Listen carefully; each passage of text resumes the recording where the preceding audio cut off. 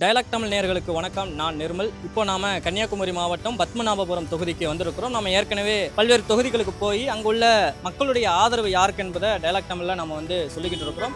அதனுடைய ஒரு பகுதியா நாம இப்போ பத்மநாபபுரம் தொகுதிக்கு வந்திருக்கிறோம். இந்த தொகுதியை பொறுத்த வரைக்கும் மக்களுடைய வாக்குகள் அப்படின்னு பார்த்தோம்னா 2,34,056 வாக்குகள் இருக்கு. ஆண்களுடைய வாக்கு அதில் பார்த்தோம்னா 1,16,895 வாக்குகள் இருக்கு. இதுல பெண்களுடைய வாக்குகள் அப்படின்னு நாம பார்த்தோம்னா 1,17,142 வாக்குகள் இருக்குது. மூன்றாம் பாலினத்தினுடைய வாக்குகள் அப்படின்னு பார்த்தோம்னா 19 வாக்குகள் இருக்குது. இந்த ஒட்டுமொத்த வாக்குகளில் பெண்களுடைய வாக்குகளே வெற்றியை தீர்மானிக்கக்கூடிய வாக்குகளாக இருக்கிறது. அது மட்டும் இல்லாமல் இங்கே மக்களுடைய ஆதரவு யாருக்கு என்பது ரொம்ப ரொம்ப முக்கியமான விஷயம். இந்த தொகுதியில் ஏற்கனவே திமுகவில் மனோ தங்கராஜ் எம்எல்ஏவாக இருந்திருக்கார். இந்த முறை அவருக்கு சீட்டு கொடுக்கப்படவில்லை. அவருக்கு பதிலாக கூட்டணி கட்சியில் இருக்கக்கூடிய மார்க்சிஸ்ட் கம்யூனிஸ்ட் கட்சி கொடுத்துருக்காங்க. இன்னொரு பக்கம் தாவேகா போட்டியிடுகிறது, பாஜக போட்டியிடுகிறது, நாம் தமிழ் கட்சி போட்டியிடுகிறது. இங்கே ஒரு 4 முனை போட்டி தான் இங்கேயும் ஏற்பட்டிருக்கு. இந்த 4 முனை போட்டிகளில் மக்களுடைய ஆதரவு யாருக்கு பெருவாரியாக வரப்போகிறது என்பது தான் நம்ம இந்த தொகுதி முழுக்க பயணித்து மக்களுடைய கருத்துக்களை கேட்க போகிறோம். ஸோ இந்த தொகுதியில் மக்கள் என்ன நினைக்கிறாங்க என்பதை வாங்க மக்கள்கிட்ட கேட்டு தெரிஞ்சுக்கிறோம்.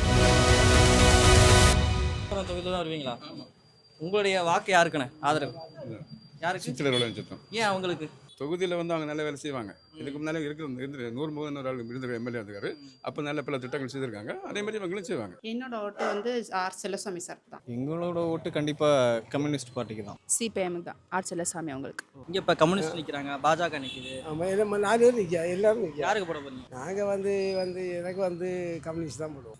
முதையாயிட்டு தொழிலாளிக்கு வேண்டி குரல் கொடுத்த ஒரே ஒரு இயக்கம் செங்கொடி இயக்கம். வேற எந்த இயக்கமும் வரல. அந்த இயக்கத்தினுடைய ஒரு வேட்பாளர் இங்கே நிற்கிறப்போ அவருக்கெல்லாம் வேற யாரு கொடுக்கணும்? உங்கள் ஆதரவு யாருக்குண்ணா? விசிலுக்கு. ஏன் விசிலுக்கு?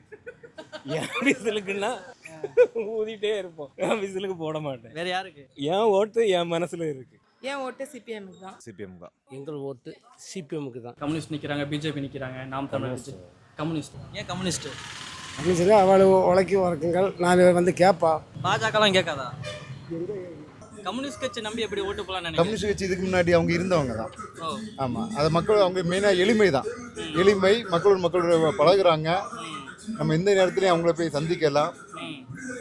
அதில் சாமானிய மக்களுக்காக இறங்கி வேலை செய்கிறாங்க. அது கண்ணு முன்னே நம்ம தெரிஞ்சு தானே இருக்குது, நம்ம பார்த்து தானே இருக்கிறோம்.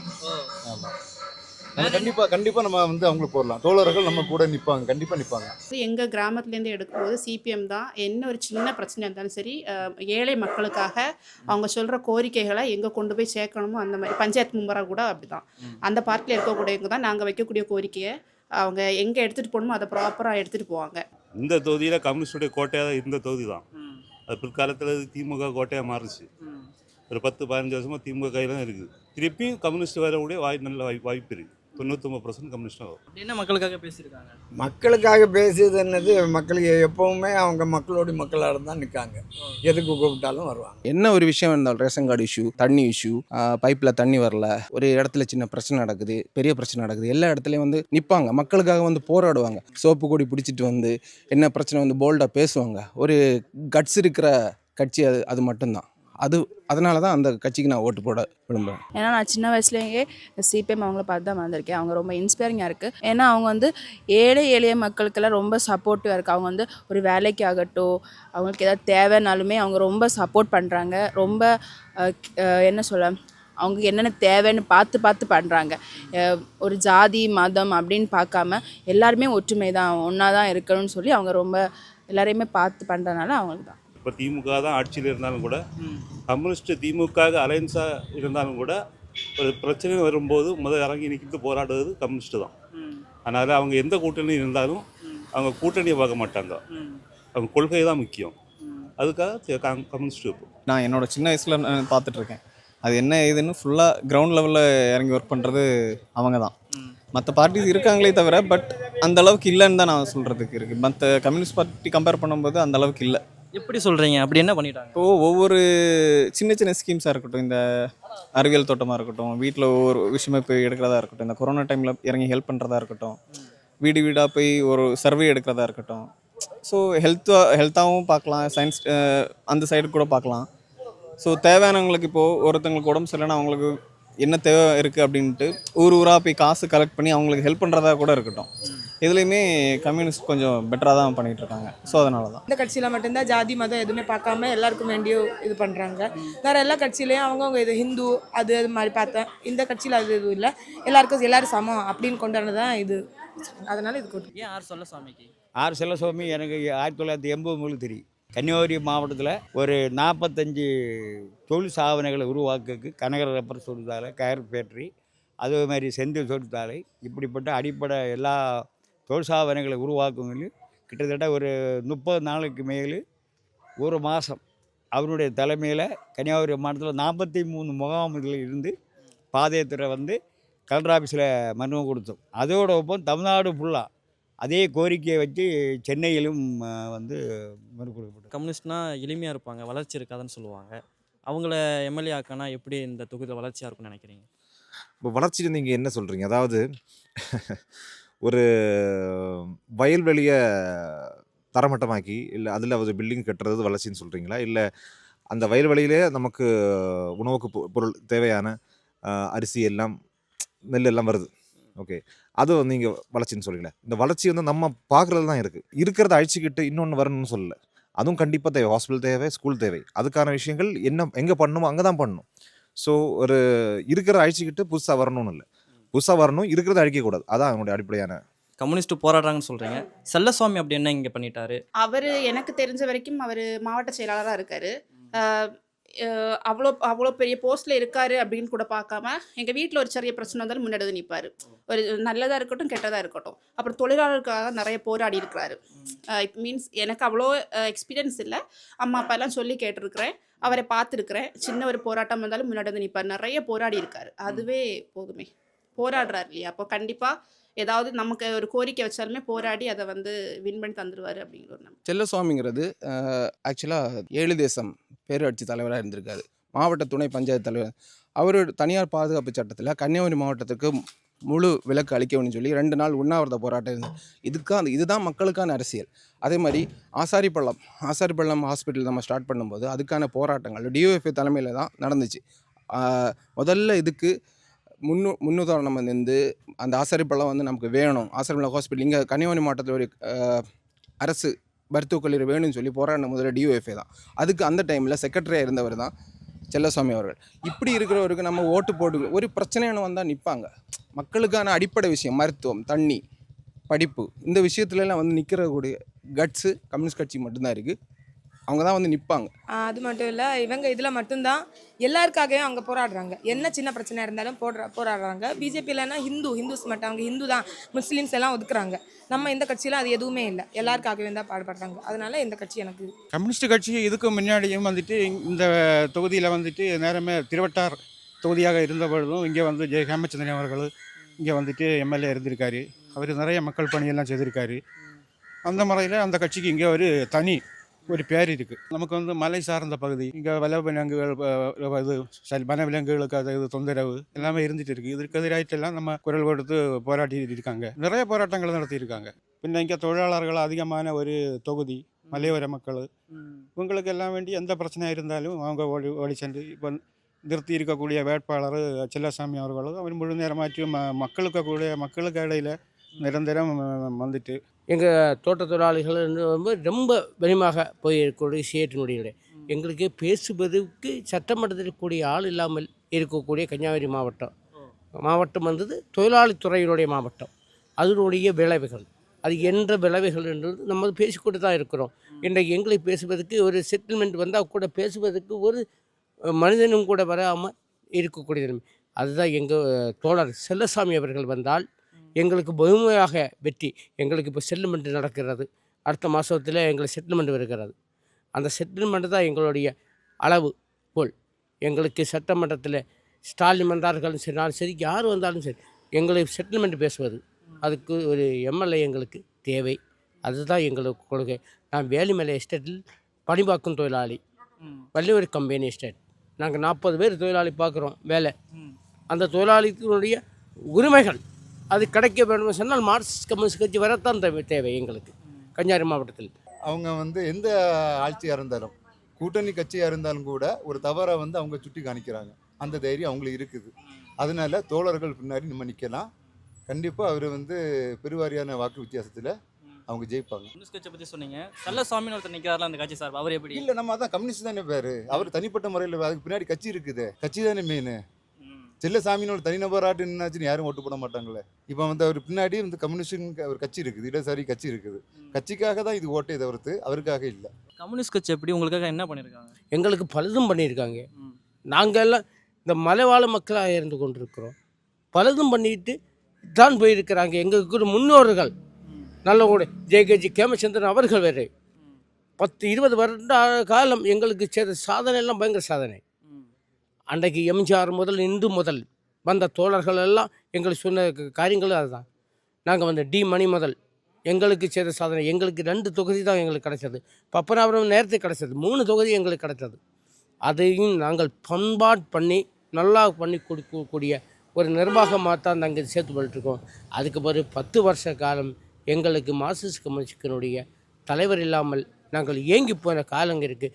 இன்றைக்கு ஆர் பொன்னுசாமி அவர்கள் வந்திருக்காரு சொன்னால் எங்களுக்கு பயங்கரமான ஒரு நிலைமை உருவாக்கும் என்று சொல்லி தான் நாங்கள் இருக்கிறோம். செல்லசாமி எப்படி அவர்? நல்ல மனுஷன்.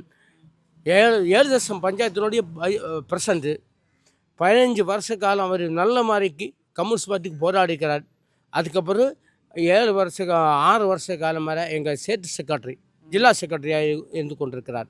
அவர்களுடைய கழிவும் அம்பும் பாசமும் அதுதான் எங்கள் தொழிலாளி துறைக்கும் இருக்கக்கூடிய கூட்டணிக்கும் அதுதான் எங்களுக்கு தகுதி. மார்க்சிஸ்ட் கம்யூனிஸ்ட் கட்சி. ஏன் உங்களுக்கு? அவங்க தான் எங்களுக்கு ஒரு துணையாக இருக்காங்க. எப்படி சொல்கிறீங்க? இங்கே வேலைக்கு பொழப்புக்கு எல்லாத்துக்கும் அவங்க தான் இது பண்ணுறாங்க. என்ன பண்ணுவாங்க உங்களுக்கு? நமக்கு தேவையுள்ள பண்ணுறாங்க. இன்னும் தான் பண்ணணும்னு உட்காது இல்லையா, நம்ம எதை கேட்காம அது சொல்கிறாங்க. உங்களுக்காக என்ன போராடி இருக்கிறாங்க, என்ன பேசியிருக்காங்க, எதை வச்சு சொல்கிறீங்க? ஒரு பொருளாகட்டும், ஒரு விஷயம் ஆகட்டும், ஒரு இதுக்காராகட்டும், ஆஃபீஸில் போய் சொல்ல வச்சோன்னா அவங்க நம்ம வல்சகுமார், இன்னைக்கு ஹேமச்சந்திரனாக இருந்தார், அவர் நல்லா ஹெல்ப் பண்ணார். வல்சகுமார் இவங்க எல்லாம் நல்லா ஹெல்ப் பண்ணணும். நமக்கு தேவைக்கு நம்ம சொல்கிறது வந்து செய்வார் எல்லாம். போராடுற கட்சி நாளைக்கும் போராட போகிற கட்சி இந்த கம்யூனிஸ்ட். அப்போ அதனுடைய கூட்டணியோட சேர்ந்து நினைக்கிறேன். ஏன்னு சொன்னால் இந்த ராஜ்யத்தில் ஜாதிக்கு பேரில் மதத்துக்கு பேரில் மக்கள் துண்டாடிட்டு இருக்கிறாங்க. நம்ம ராஜ்யம் வந்து மதசார்பற்ற நாடு, எல்லா மதத்தவர்களும் ஒன்றா இருக்கணும் ஒரு நாடு. இந்த அம்பேத்கரோட சட்டம் அப்படி தான் சொல்லுது. அவருடைய சட்டம் இது மதசார்பற்ற நாடு. இந்த மதசார்பற்ற நாடை மதசார்பு நாடாக மாற்ற முயற்சி நடக்கும். பிஜேபி சுத்தமாக எனக்கு பிடிக்காது பிஜேபியை. ஏன்னா நான் ஹிந்து, பேசிக்கலி நான் ஹிந்து. ஆனால் நம்மளுக்காக அவங்க எதுவுமே ஹிந்துன்னு சொல்கிறத தவிர அவங்க எதுவுமே பண்ணதில்லை இதுவரை. காலேஜில் ஆச்சும் ஸ்காலர்ஷிப்பு, நல்லா படிக்கிற பிள்ளைங்களுக்கு ஸ்காலர்ஷிப் எதுவுமே அவங்க ஹிந்துன்னு சொல்கிறதுக்கு எந்த ஒரு அர்த்தமே இல்லை. அதனால் அது பிடிக்காது. அவங்க சொன்னதுக்கு ஏதாச்சும் பண்ணியிருக்கலாம். ஹிந்துஸ் அவங்க எதை எடுத்தாலும் ஹிந்து ஆக்கணும் அப்படி தான் சொல்லியிருக்காங்க. அதனால் பிடிக்காது. ஒரு ஹிந்துவாக இருந்துட்டு எனக்கு அது சுத்தமாக. அதெல்லாம் வந்து என்ன சொல்கிறது, இப்போ நீங்கள் சொல்கிற ஆர்எஸ்எஸ் பிஜேபியாக இருந்தாலும் அது ஒரு மதவரியான ஒரு தனிப்பட்ட ரீதியான ஒரு கட்சி. அவங்களுக்கு இந்த இந்தியன் கான்ஸ்டியூஷன் மேலேயோ டெமோக்ரஸி மேலே நம்பிக்கையே கிடையாது. சுதந்திர சமரத்தில் அவங்களுக்கு என்ன சொல்கிறது, எந்த பங்களிப்புமே கிடையாது. இப்போவுமே அவங்க வந்து இப்போ ஆர்எஸ்எஸ் பிஜேபி எடுத்தால் மதம், அவங்களுக்கு ஹிந்துஸ் மட்டும்தான் இங்கே வாழணும், வேறு யாரும் இங்கே இருக்கக்கூடாது, வேறு மதத்தை சார்ந்தவங்கள்லாம் ஒரு பிரிவினை உண்டாக்கி அவங்கள ஒடுக்குமுறை செய்கிற விஷயங்கள் நம்ம பார்த்துட்டு இருக்கோம் நார்த் இந்தியாவில் எல்லாம். ஓகே, முஸ்லீம்ஸ்க்கு எதிரான விஷயங்களாக இருந்தாலும் சரி, இந்தியன்ஸ் அப்படின்னு சொல்லிட்டு அவங்க பார்க்கறதே இல்லை. மதம் மதம் மதம். ஏன் இந்தியாவில் ஹிந்துஸ் மட்டும்தான் வாழணுமா, கிறிஸ்டின்ஸ் முஸ்லீம் வேறு வெளிநாடு போகணுமா, இல்லை அவங்களெல்லாம் சாகடிக்கணுமா, அந்த ஒரு மைண்ட் செட்டு. அப்படியெல்லாம் கிடையாது. அவங்க வந்து இந்துக்களையும் ஏமாற்றிட்டு தான் இருக்காங்க. ஆக்சுவலாக 2014 டைமில் இங்கே வந்து ஒரு ஜூலை போராட்டம் நடத்தினாங்க. நாங்கள் ஆட்சிக்கு வந்தால் எல்லாருக்குமே ஹிந்துக்களுக்கு எல்லாருக்குமே ஸ்காலர்ஷிப் கிடைக்கும் அப்படின்னு சொல்லி ஒரு நெய்மே வச்சு கொஞ்சம் மத அரசியலெல்லாம் பண்ணிகிட்டு இருந்தாங்க. மேரிக்கு மாறி அப்படியெல்லாம் சொல்லி ரொம்ப இதாக பேசிட்டு. ஆனால் அவங்க 2014 பிறகு ஆட்சி வந்தாங்க. ஸ்காலர்ஷிப் எல்லாம் ஹிந்துக்களுக்கும் கிடைக்குதா, அது ஒரு விஷயம். அதுவும் இல்லாமல் அவங்க சும்மா மக்களை ஏமாத்துறதுக்காக மதத்தை வச்சு பேசிகிட்டு இருக்காங்க. அவங்க ஆக்சுவலாக ஒரு உண்மையான ஹிந்து எப்போவுமே பிஜேபியில் இருக்க மாட்டான். ஏன்னா ஹிந்து மதம் சொல்கிறது எல்லாரும் நேசிக்க சொல்கிற மாதிரி எல்லா மதங்களும் அப்படி தான். உண்மையான ஹிந்து ஒரு வாட்டியும் பிஜேபிக்கு சப்போர்ட் பண்ண மாட்டான், பிஜேபியிலும் இருக்க மாட்டான். மக்களை நேசிக்கக்கூடிய கட்சி என்னென்னா சிபிஎம் கட்சி மட்டும்தான். அதுக்கு தான் என்னோடய ஓட்டு நான் போடுறது. பிஜேபி தான் எல்லாமே பிஜேபி தான் இருக்கணும். மற்ற கட்சியெல்லாம் எதுவுமே இல்லை. எல்லாருமே அவங்க பின்னாடி தான் வரணும். என்ன சொல்ல, அவங்க ஒரு பெரிய டான் மாதிரி, நம்ம மிச்சம் அவங்க கீழே அடிமையாக தான் இருக்கணும் அப்படின்னு நினைக்கிறாங்க. ஆனால் நாங்கள் அப்படி இல்லை, எல்லாருமே ஒன்றா தான் இருக்கணும். ஒரு சின்ன பிரச்சனை இருந்தாலும் சிபிஎம் வந்து ரொம்ப சப்போர்ட்டாக நம்ம கூட வந்து நம்ம வீட்டில் உள்ளவங்க எப்படி அதே மாதிரி தான் நமக்கு ரொம்ப சப்போர்ட் பண்ணுறாங்க. ஸ்லிப்ஸ் எல்லாம் கொடுத்துருக்காங்க, வீடு வீடாக போய் இந்த இது கொடுத்துருக்காங்க, நோட்டீஸ் எல்லாம். அதில் மெயினாகவே மதத்தோட லேபிள் வச்சு தான் அவங்களோட என்ன சொல்கிற வாக்கு சேகரிப்பே நடந்துகிட்ருக்கு. புரியுதுங்களா? இதுக்கு முன்னாடி நடந்தது என்னென்னா ஜாதி வைஸ் அவங்க பார்த்து இந்த ஜாதி நீங்கள் இந்த இது ஓட்டு தான் போட்டணும் அப்படின்ற. இது அரசியலுக்கும் இதுக்கும் சம்மந்தமே கிடையாது. மதத்தை வச்சு அரசியல் பண்ணுறது எப்போதைக்குமே ஒரு நாட்டுக்கும் சரி அந்த பொருளாதாரத்துக்கும் சரி எப்பவுமே நல்லது கிடையாது. ஸோ அதை பண்ணுறது எனக்கு அந்த அளவுக்கு உடன்பாடு கிடையாது. ஸோ அதனால நான் சப்போர்ட் பண்ணல. பாஜகவோட செயல்பாடுகள் சொல்கிற அளவுக்கு இல்லை. ஏன் என்னாச்சு? அங்கே ஃபுல்லாக மத ரீதியாகவும் அந்த மாதிரி நிறைய நெகட்டிவ் எல்லாம் இருக்குது. அதனால் அவங்க பெரும்பான்மையாக வர ரொம்ப கஷ்டம் தான். அவங்களோட சப்போர்ட் எங்கே இருக்குன்னா, ஏதாவது கோயில்கள் ஏதாவது பிரச்சனை, ஹிந்து கோயில் ஏதாவது பிரச்சனைன்னா அங்கே போய் நிற்கிறாங்களே ஒழிய, மற்றபடி மக்களுக்குன்ட்டு ஒரு பிரச்சனைகள் வரும்போது அவங்க நான் பார்க்கல. ஸோ மதம் அப்படி தான் அவங்களோட இது இருக்குது. ஹிந்துக்களுக்காக நாங்கள் குரல் கொடுப்போம். அவங்க மேடை போட்டு பேசும்போதே அதை தான் சொல்கிறாங்க, மக்களுக்காக குரல் கொடுப்போம்னு பேசி நான் கேட்கல, ஹிந்துக்களுக்காக குரல் கொடுப்போம். அப்போ மதத்தை சார்ந்தே இருக்கனால எனக்கு பெரிய அளவில் நம்பிக்கை இல்லை. இந்த பிஜேபினால பெண்களுக்குன்னு ஒரு பிரச்சனை வந்தப்போ சிபிஎம் ரொம்ப வந்து சப்போர்ட் பண்ணாங்க. ரொம்ப நாங்கள் இருக்கிறோம் அப்படின்னு சொல்லி ரொம்ப தைரியமாக எங்களுக்கு தைரியம் பொண்ணுங்க தான் ஒதுங்கி இருக்கணும் அப்படின்னு இல்லாமல் நீங்கள் வரணும், உங்கள் வாய்ஸ் நீங்கள் ரைஸ் பண்ணணும்னு சொல்லி ரொம்ப எங்களுக்கு ஒரு உறுதுணையாக நின்று எங்களுக்கு சப்போர்ட் பண்ண சிபிஎம் அவங்க தான். எங்கள் ஊரில் தான் ஒரு மதுபான கடை இருந்துச்சு. அதனால ரொம்ப நிறைய மக்கள் வந்துட்டு ரொம்ப அவதிப்படுறேன்னு சொல்லிட்டு அதையுமே மூட சொல்லி ரொம்ப அவங்க ட்ரை பண்ணி அதை மூடினாங்க. ரொம்ப சப்போர்ட் பண்ணாங்க. எனக்கு அந்த அளவுக்கு அந்த என்ன சொல்கிறது, ஒருத்தங்களை ஆதரிக்கணுன்றதுக்கு ஃபர்ஸ்ட் அவங்களோட ஒரு பேக்ரவுண்ட் இருக்கணும். அவங்களுக்கு ஒரு பொலிட்டிக்கல் பேக்ரவுண்ட் கண்டிப்பாக வேணும். சும்மா ஒருத்தங்க வந்து நிற்கிறாங்க அப்படின்னு சொல்லிட்டு பண்ண முடியாது. பிஜேபி கேண்டிடேட்டுக்கு ஒரு பொலிட்டிக்கல் பேக்ரவுண்ட் இருக்குது. பட் அந்த பேக்ரவுண்டில் அவங்க என்ன சாதிச்சாங்கன்றது கொஸ்டினாக இருக்கும்ல. இப்போது மற்ற பார்ட்டிஸ் கம்பேர் பண்ணும்போது இவங்க நீங்கள் சொல்கிற அந்த நாம் தமிழராக இருக்கட்டும், டிவிகேவாக இருக்கட்டும், இல்லை பிஜேபியாக கூட இருக்கட்டும், அவங்க என்ன பண்ணாங்கன்றது ரொம்ப பெரிய ஒரு கேள்வி.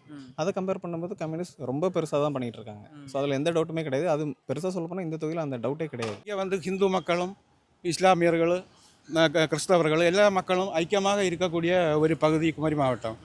இந்த பத்மநாபமும் அப்படி தான். எந்த ஒரு கலவரங்களோ ஒன்றுமே கிடையாது. எல்லா மதத்தில் உள்ளவங்களும் நல்ல ஐக்கியமாக தான் இருக்காங்க. ஆனால் அவங்களுடைய பார்வை என்பது ஒரு தலைபட்சமான ஒரு மத அரசியலை அவர்கள் வளர்த்தி கொண்டு வருகிறார்கள். பிஜேபி கொஞ்சம் ரிஸ்க் எடுத்த பார்ட்டி. ஏன் எதை வச்சு சொல்கிறீங்க? பிஜேபி நல்ல கட்சி கிடையாதா? தேவைக்கு கூப்பிட்டா வர மாட்டாங்க. ஒரு விஷயம் என்னன்னா கண்ணடைச்சிட்டு போயிடுவாங்க. எதுக்காக தான் வருவாங்க? அவங்களுக்கு தேவைன்னா அவங்க தேவை என்னவோ அதுக்கு வேண்டி வருவாங்க. கம்யூனிஸ்ட் கட்சி எல்லா காரியத்துக்கும் வருவாங்க.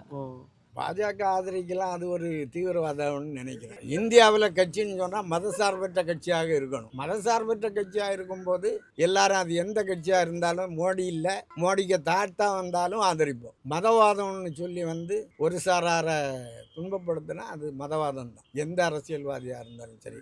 காங்கிரஸ் இதுக்கு முன்னே இருந்தது, யாரும் மதவாதத்தில் ஓட்டு கேட்கல. பாஜக ஆதரிக்கலாம்ல? பாஜக நாங்கள் ஆதரிக்கணும். ஏன்? பாஜக ஆதரிச்சா அது மதவாதத்தை சப்போர்ட் பண்ண ஊக்குவிக்கிறத போல. இங்கே மதவாதத்துக்கு இடம் இல்லை. எல்லா மக்களும் ஒற்றுமையாக இருக்கணும், அதுதான் முக்கியம். ஏன் அவங்க மக்களுக்காக செயல்படலையா? என்ன செயல்பட்டாங்க? இந்துக்களுக்கு பாதுகாப்பாக உத்தரப்பிரதேசில் பீகாரில் எல்லாம் இருக்கலாம், எங்கே மட்டும் ஏன் இருக்கணும்? அங்கே தான் பாதுகாப்பே இல்லையே. இங்கே எல்லா வசதியும் தமிழ்நாட்டில் இருக்குது. தமிழ்நாட்டில் அத்தனை மக்களும் ஒற்றுமையாக இருக்கக்கூடிய ஒரு இடம் இங்கே தான். அங்கே உத்தரப்பிரதேசம், பீகார் அங்கெல்லாம் வளர்ச்சி அடைஞ்சிட்டு அங்கெல்லாம் கிராமங்கள்லாம் வளர்ச்சி விட்டா இருக்குது. ஒரு இடத்துல ஒழுங்கான ஸ்கூலே கிடையாது, குடி தண்ணீர் கூட கிடையாது. மக்களெல்லாம் அவதிப்படாங்க. அங்குள்ள மக்கள் ஏன் வேலை தேடி இங்கே வராங்க? தமிழ்நாடு சேஃப்டியான மாநிலம். இது உத்தரப்பிரதேசம் பீகாராக இருந்தால் அவன் தொப்பி போட்டிருந்தா உடனே அவன் முஸ்லீம், ஒன்று வீட்டில் இறச்சி இருந்தது, அதுக்காக அவன் அதை செய்யணும் இதை செய்யணும் அதை செய்வான் தவிர மற்ற மாதிரி எதுவும் பார்க்க மாட்டான். அவன் கல்வி அறிவோட பார்க்க மாட்டான். அங்கே கல்வி அறிவில் பின்தங்கி இருக்கக்கூடிய ஒரே காரணம் தான். நம்ம தமிழ்நாடு கல்வி அறிவு முன்னோக்கி இருக்குது. அதை இப்போ அவங்க தான் ஃபாலோ பண்ணாவான். நம்மளை தமிழ்நாடை இப்போ அவங்க ஃபாலோ பண்ணாவோம். அந்த அளவுக்கு வந்துட்டோம் நம்ம. இந்த வட மாநிலங்களில் நிறைய இடங்களில் பல பிரச்சனைகள், இவங்க ஆட்சியுடைய மாநிலங்களில் பல பிரச்சனைகள் இருக்குது. மக்களுக்கு படிப்பு கிடையாது, படிப்பு இல்லை பிள்ளைகளுக்கு. அதே மாதிரி மக்களுடைய வாழ்வாதாரம் பாதிக்குது. ஏன்னா அங்கேருந்து நிறைய பேர் இங்கே தான் வர்றாங்க இப்போ வேலை செய்கிறாங்கன்னு. இங்கே அவங்க நல்லபடியாக வேலை செய்து அவங்க குடும்பத்துக்கு அனுப்பிக்கிறாங்க. அதனால் நமக்கு இங்கே இருக்கிறது திமுக தான். அதில் வேறு மாற்று கட்சி கிடையாது. ஒரு வாட்டி வாய்ப்பு கொடுத்து பார்க்கலாம்ல? பாஜக வந்து நிறைய நல்லது நடக்கும்னு சொல்கிறாங்க. அதெல்லாம் வேண்டாங்க, அதெல்லாம் வேஸ்ட்டு. அப்படித்தான். அப்படி ஏன்னு கேட்டாக்கா வெளி மாநிலங்குள்ள கதைகள் நம்ம டெய்லி பேப்பர் படிக்கிறோம், ஃபேஸ்புக் வரோம். என்ன பிரச்சனை வரும்னு பயப்படுறீங்க? மொத்தத்திலே வந்து அவங்களுக்கு எய்ம் வந்து அவங்களுக்கு ஒரே மதம். அதனால் நமக்கு அது சூட் ஆகாது. நமக்கு வந்து இங்கே வந்து பல மத மக்களும் இருந்து அவங்க வந்து எல்லாம் நாங்கள் ஒற்றுமையாக இருக்கிறோம். எனக்கு இப்போ கிட்டத்தட்ட 60 வயசு ஆச்சு. இவ்வளோ நாட்களும் இங்கே ஒரு பிரச்சனையும் கிடையாது. நல்ல அண்ணன் தம்பி பழகி இருக்கிறோம். பல கட்சிகளும் பல இனத்தவங்களும் பல ஜாதிகளும் பல மதமும் இருக்கிறது. அதனால் எல்லாம் நாங்கள் அண்ணன் தம்பி பழகிட்டு வரோம். அதனால் இதுதான் நமக்கு தொடரணும். இப்போ வந்து பார்த்தீங்கன்னா எந்த கொள்கையில் புது கட்சிகள்லாம் வருது, அவங்களால என்ன சொல்கிறதுனா யங்ஸ்டர்ஸ் எல்லாம் அவங்க பின்னாடி போகிறாங்க.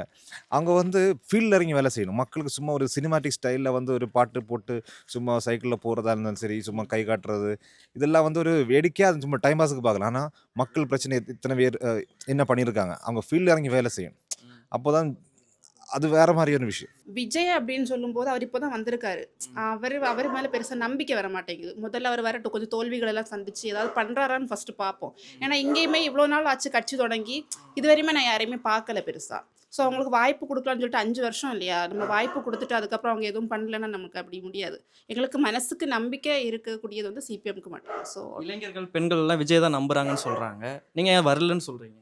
அவங்க நம்புறவங்களுக்கு கண்டிப்பாக 18 வயசு ஆயிருக்காதுன்னு நான் நினைக்கிறேன். மேக்ஸிமம் இங்கே ஓட்டு கேட்டு நான் ஒரு சைட் போகிறத பார்த்தேன். கண்டிப்பாக அதில் ஓட்டு எல்லாருக்கும் இருக்குமானே எனக்கு கொஞ்சம் டவுட்டாக இருக்குது. ஸோ அவங்க நம்புறாங்கன்னு சொல்லிட்டு தமிழ்நாடு அப்படி எடுத்து கொடுக்க முடியாது இல்லையா. அடிப்படை அரசியல்வாதி இருக்காங்க சிபிஎம் கட்சியிலையும், கம்யூனிஸ்ட் தோழர்கள்லாம் பண்ணுற வீடு வீடாக போய் மக்களுக்காக என்னென்ன பிரச்சனைன்னு கேட்டு அவங்களுக்காக குரல் கொடுத்து அவங்க கூட நிற்கிறாங்க. சிஎம் கேண்டிடேட்டாக இருக்கிற விஜய் அவரால் பண்ண முடியுமா? முடியாது. அந்த எல்லா பிரச்சனையும் வந்து பயந்து பின்னோக்கு போகிறாரு. அப்போ எப்படி நம்ம அவரை இது பண்ண முடியும்? ஒரு பிரச்சனை இருந்தோன்னா அவரால் நிற்க முடியாது. அவர் ஆக்டராக மதிக்க வேண்டிய விஷயம், ஆக்டர்னா மதிச்சுட்டு அவரோட படத்தை பார்த்துட்டு போயிட்டே இருக்கணும். அவர் அரசியல் என்ன பண்ணியிருக்காங்க, என்ன மக்களோட அடிப்படை விஷயத்தை என்ன பண்ணியிருக்காங்க? ஒரு போராட்டம் பண்ணியிருக்காங்களா?